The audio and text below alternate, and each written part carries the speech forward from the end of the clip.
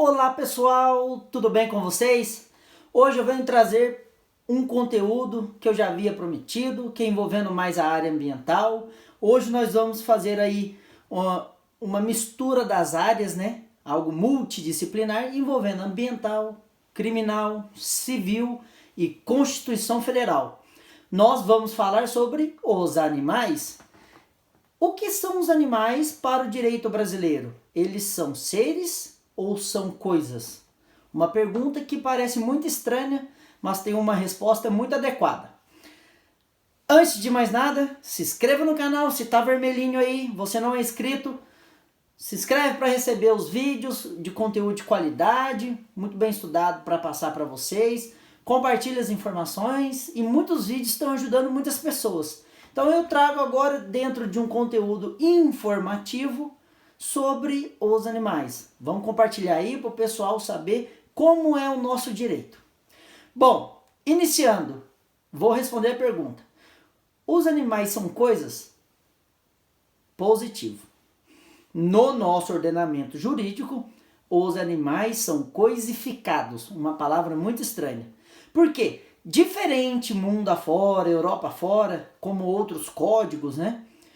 Onde os animais são declarados como não coisas e, claro, demorou muito tempo para receberem isso, eles são seres detentores de direitos próprios aos animais, né?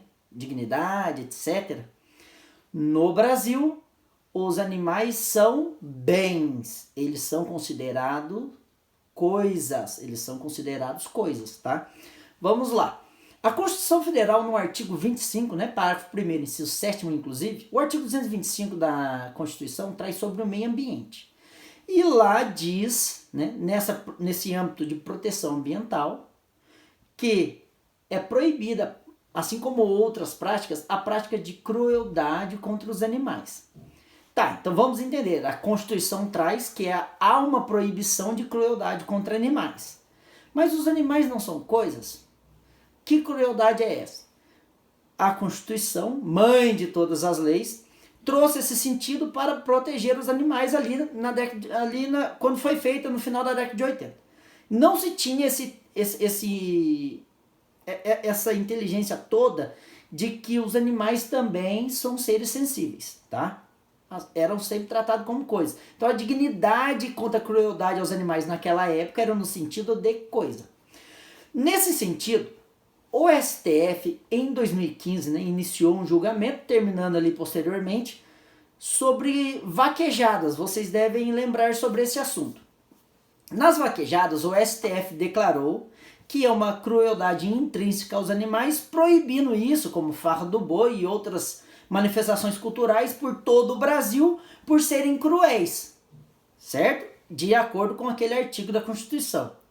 Acontece que, frisando pela separação dos poderes, o Legislativo, no âmbito do Congresso Nacional, Câmara e Senado, que tem poder de alterar a Constituição, não em tudo, mas em alguns aspectos, veio com a emenda constitucional 96, declarando que as práticas desportivas que se utilizem de animais, desde que sejam registrados como patrimônio cultural, ou seja, chamou o artigo 215 que diz sobre a cultura, podem ser liberadas, não é crueldade. Esse é o resumo. Se for prática desportiva tradicional, não é crueldade, ainda que seja. Então, olha a força que o direito tem. Ele traz uma alteração da realidade de fato, ou seja, ainda que o animal seja tratado com crueldade, o direito, a mãe de todos os direitos, a Constituição diz, não é crueldade. O Legislativo, pela separação dos poderes, usou do efeito backlash, ou seja, o STF deu um direito, o Legislativo foi lá e retirou. Dentro de uma ação democrática, claro, não tem nada ilegal nisso, o Legislativo retirou essa decisão no efeito backlash. O que é o efeito backlash? Alguém garante um direito a um grupo, o Legislativo vai lá e tira o direito, tá? Mas por que o Legislativo pôde fazer isso? O Legislativo pôde fazer isso no sentido de que não atingiu nenhuma das imutabilidades constitucionais. Emenda constitucional, ela tem uma proibição, que eu vou falar em outro vídeo, de alteração de artigos, né? Tá até lá no artigo 60. Esses termos da Constituição não podem ser alterados por ninguém, né? Nem pelo Legislativo, Executivo, Judiciário, não pode ninguém. Mas quem tem função de alterar a Constituição através das emendas é o Legislativo, né? Função primordial. E esses termos não podem ser alterados. Se o STF tivesse utilizado dos termos de alguma coisa imutável, o Legislativo não poderia ter feito isso. Só que se utilizou da dignidade do artigo do meio ambiente, que não é imutável. A dignidade do artigo do meio ambiente é diferente da dignidade da pessoa humana, que é imutável, que está lá no artigo 5º. Então essa dignidade, assim como são princípios basilares da Constituição, né? Não só no artigo 5º, pela Constituição toda. Se tivesse utilizado disso, o Legislativo não poderia alterar. Só que nosso ordenamento inteiro, né, civil, criminal, entende que o animal é algo valorado, é algo patrimonial, e não que é um ser autônomo, independente, sujeito de direitos. Não que ele é um ser puramente sensível. Ele tem a proteção própria, mas é mais entendido como um valor. Então por isso que a dignidade dos animais é diferente da dignidade da pessoa humana. Esses termos imutáveis da Constituição, eles podem sofrer alteração no âmbito de garantir mais direitos. Retirar, não. Então pode ser alterado garantindo mais direitos. Retirada, não. E isso se tornou possível porque não atingia nenhuma dessas imutabilidades. Declarando ainda mais que os animais não possuem a dignidade que nós possuímos. Eles não são sujeitos de direitos humanizados como são em outros lugares do mundo, tá? Então, mais uma consideração fechando, que os animais são mais entendidos como sujeitos, como coisas no nosso ordenamento, do que como seres. Passando para o próximo nível, vamos à orientação civilista. No Código Civil traz que os bens móveis, né? Traz descrição dos bens móveis, e os animais são os bens móveis semoventes. O que são os semoventes? Bens que movem por si só, tanto os domésticos, domesticados, como selvagens. Então são bens semoventes, que movem por si só. Os animais são esses bens. O próprio direito civil, no sentido total, ele declara que animais são bens, não são seres puramente autônomos. Nisso, vinculando uma função patrimonial muito grande, que inclusive você penhora um animal, assim como você penhora um carro, como você penhora uma conta. Você penhora o animal, certo? E isso fica mais claro, essa coisificação dos animais, quando você trata do ambiental e do criminal. O animal selvagem, ele não tem muito valor financeiro, tá? Então, os nossos animais em si, que é os domesticados ou os de produção, bovino, suíno, equino, eles são entendidos como um grande fator patrimonial e financeiro. Sempre foi assim, pelo menos aqui no nosso Brasil. No mundo inteiro. Não faz muito tempo que começaram a entender os animais de outra forma, não. Então, como ele tem um conteúdo financeiro muito forte, né, a proteção ambiental se dá para os animais da fauna silvestre. Ela vincula mais a fauna silvestre, daqueles animais que não tem um valor agregado neles, né?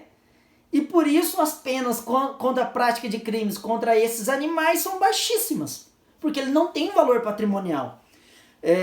Voltando para o Código Penal, os animais que possuem valor patrimonial, dizendo mais uma vez, os animais são coisas no nosso direito, ainda que haja pessoas que digam o contrário, são coisas, tá? Ainda que nós saibamos que não são, mas são coisas para o direito. Os animais que possuem um valor agregado grande, domesticados ou de produção, eles passam da porção ambiental para a proteção criminal. Eles vão para o Código Penal, inclusive dando penas graves. Em 2016 teve alteração do furto, qualificando o furto e a receptação, quando alguém compra alguma coisa objeto de furto. Aí esse é o receptador. De animais, né? O famoso abigeato aí.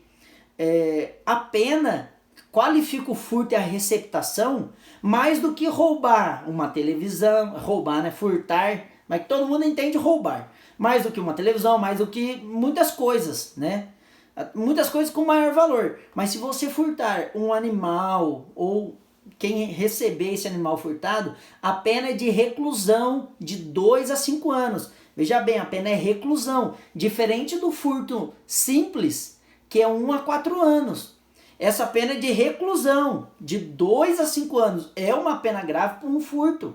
Para um furto é uma pena muito grave. Ou seja, entendendo sim que os animais são patrimônio e têm um valor muito forte financeiro, não selvagens, os animais domésticos ou de produção.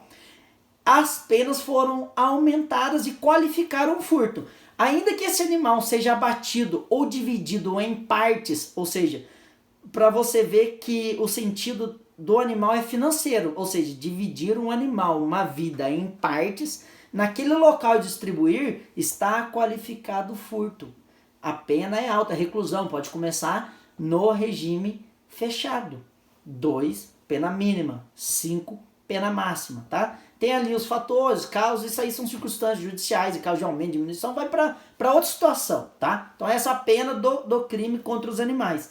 Então, mais uma vez, trazendo e confirmando que animais são mais coisas no direito do que seres considerados em sua vida em uma dignidade, né, autônoma e natural dos animais, tá bom? Espero que você tenha gostado desse vídeo e dê joinha aí no vídeo, compartilhe e até mais!